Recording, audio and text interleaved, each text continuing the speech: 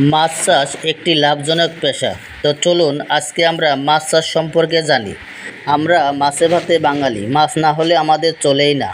মাছ চাষ করে অনেকেই তাদের দারিদ্রতা দূর করে স্বাবলম্বী হচ্ছেন।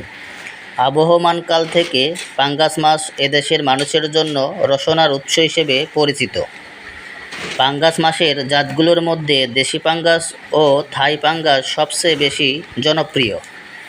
এ মাছ অধিক ঘনত্বে চাষ করা যায়, বৃদ্ধির হার অনেক বেশি, ফলে অধিক উৎপাদন হয় এবং অর্থনৈতিকভাবে লাভজনক। 8 থেকে 9 মাস চাষের পরে পাঙ্গাস মাছ গড়ে প্রায় 1 কেজি থেকে 1 কেজি 200 গ্রাম ওজনের হয়। এ সময় পাঙ্গাস মাছ বাজারে পাঠানোর উপযুক্ত হয়ে ওঠে। আর এই পাঙ্গাস দেশের প্রাণীজ আমিষের চাহিদা পূরণে উল্লেখযোগ্য ভূমিকা রেখে চলছে। আর এই মাছ চাষি এই পুকুরে কিন্তু পাঙ্গাস মাছ চাষ করে প্রতি বছরই লাভবান হচ্ছেন। তো তার এখন পুকুরে প্রায় 100 মনের মতো পাঙ্গাস মাছ আছে, যা এখন বেচার উপযুক্ত হয়ে উঠেছে। প্রত্যেকটা পাঙ্গাস মাছই 1 কেজি থেকে 1 কেজি 200 গ্রাম হয়েছে। তো এইভাবে আপনারাও পাঙ্গাস মাছ চাষ করে স্বাবলম্বী হতে পারবেন।